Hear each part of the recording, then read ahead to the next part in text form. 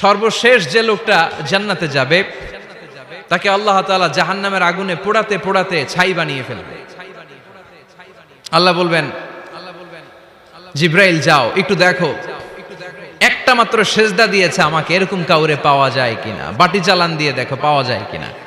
খুঁজে খুঁজে কাউরে পাবে না। আল্লাহ বললেন আবার দেখো, খুঁজে খুঁজে একজনকে পাবে, সামান্য ইমানের ছিটে ফোঁটা তার অন্তরে ছিল।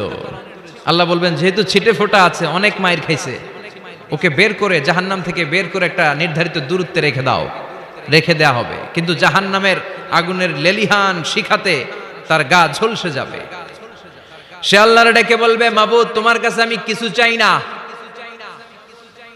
জাহান্নাম থেকে তুমি আমাকে বের করেছো, জীবন নদীর পানি তুমি আমার গায়ের মধ্যে ঢেলে দিয়েছো, আমি আবার সজীবতা ফিরে পেয়েছি। আমি তোমার কাছে জান্নাত চাই না, শুধু নিরাপদ একটা দূরত্বে আমাকে রেখে আসো, যাতে জাহান্নামের আগুন আমারে কষ্ট দিতে না পারে।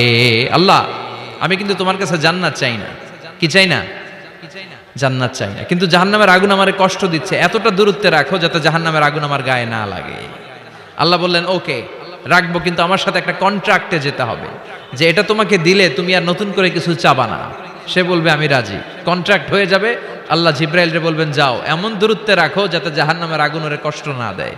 রেখে আসা হবে, অনেক দিন সে ওখানে আনন্দে থাকবে, আল্লাহ শুকরিয়া করবে। সে মনে মনে বলবে বেঁচে গিয়েছি, আমি বেঁচে গিয়েছি, জীবনে আর কিছু চাই না, জাহান্নাম থেকে আমি বেঁচে গিয়েছি। অনেকদিন থাকার পরে মনে মনে ভাববে বাইসা তো গেছি, কিন্তু নতুন করে একটু ট্রাই করে দেখি, জাহান্নামের সৌন্দর্যের দৃশ্য একটু চোখ দিয়ে অবলোকন করা যায় কিনা। সে আল্লাহরে ডেকে বলবে আল্লাহ ইনদি সুআল, আমার একটা ফরিয়াদ আছে। কি ফরিয়াদ?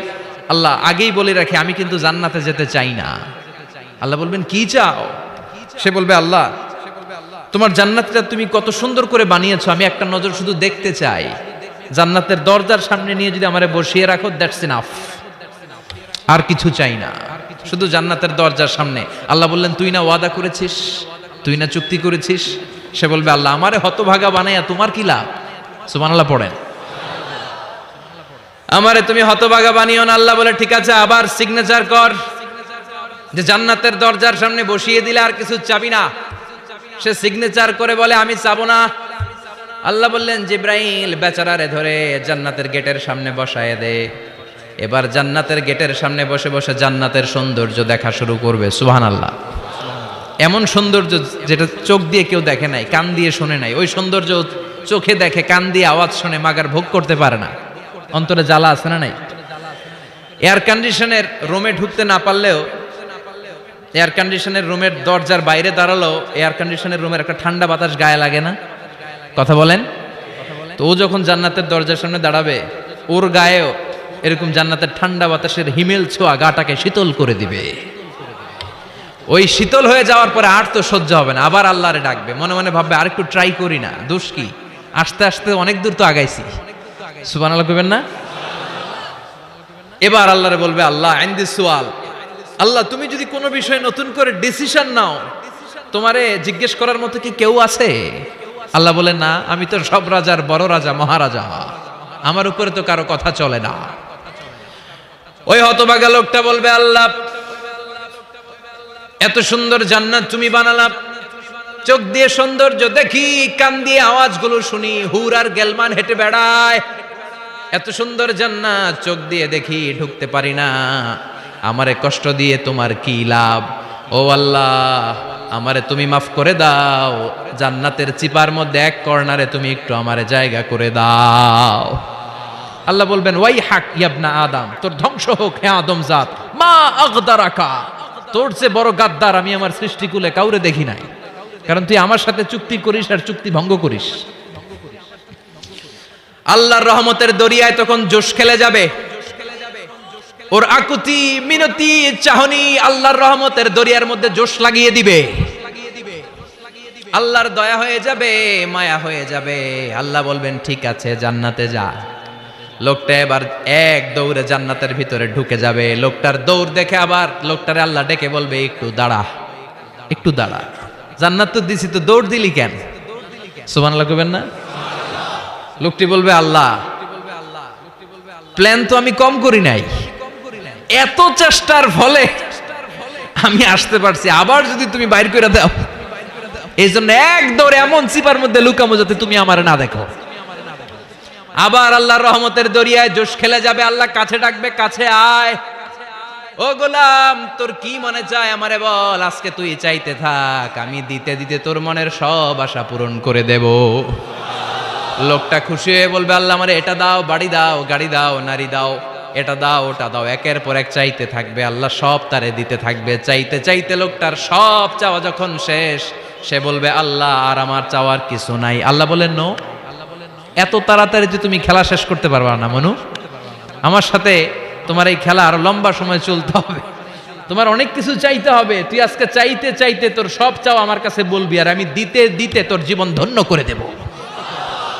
সে আবার চাইতে শুরু করবে, আল্লাহ এটা দাও, ওটা দাও, ওটা দাও, আল্লাহ দিতে দিতে সব দিবে। এরপরে বলবে, আল্লাহ মাফও চাই, দোয়াও চাই, আর চাওয়ার কিছু নাই। আল্লাহ বলবেন, তাই ঠিক আছে, তোরে আমি জান্নাতে ঢুকাই দিলাম, তবে মনে রাখিস তোর জান্নাতটা হবে সবচেয়ে ছোট জান্নাত, আর তোর জান্নাতটা হবে এই পৃথিবীর 10 গুণ। চিল্লায় এখন সুবহানাল্লাহ।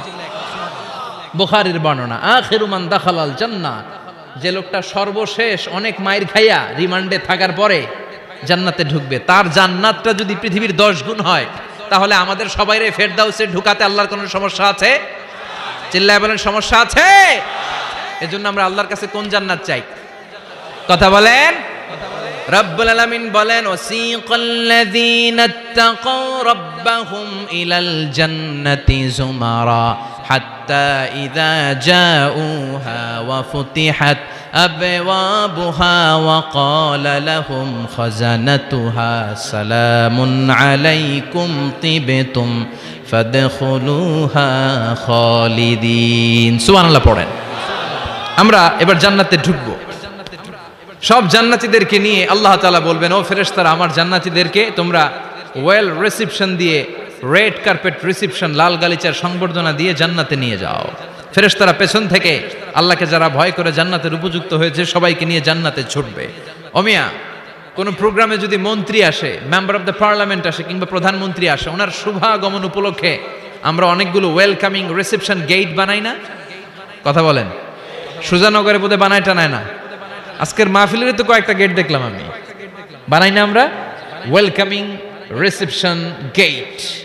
জান্নাতীদের জন্য এরকম, আপনারা যারা ফেরদাউসে ঢুকবেন আপনাদের জন্য এরকম ওয়েলকামিং রিসেপশন গেট থাকবে। ফেরেশতারা জান্নাতীদেরকে হাঁকিয়ে হাঁকিয়ে নিয়ে চলবে, আহলান ওয়া সাহলান মারহাবান বিকুম, কংগ্রাচুলেশন, আসেন আসেন আমরা সবাই মিলে জান্নাতে যাই। জান্নাতীরা আনন্দের চোটে ছুটবে আর ছুটবে, ছুটতে ছুটতে ছুটতে ছুটতে হঠাৎ করে বিশাল একটা ওয়েলকামিং রিসেপশন গেট পেয়ে যাবে। এই গেটটা যে কত সুন্দর আমি বর্ণনা দিয়ে বুঝাতে পারবো না।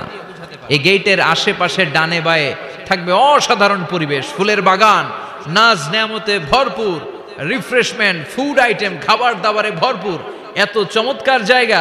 এই জায়গাটারে জান্নাতীরা দেখে জান্নাত মনে করে ওইখানেই বসে যাবে। জান্নাতীরা মনে করবে এটাই জান্নাত, জান্নাত কে মজা লেলো, জান্নাত তোমারই হে, চলো আমরা খাওয়া দাওয়া শুরু করি, ফুর্তি শুরু করি। খাওয়া দাওয়া শুরু করবে। ফেরেশতারা বলবেন, no, you are absolutely wrong, আপনারা ভুল করছেন, এটা জান্নাত না, এটা জান্নাতের গেট।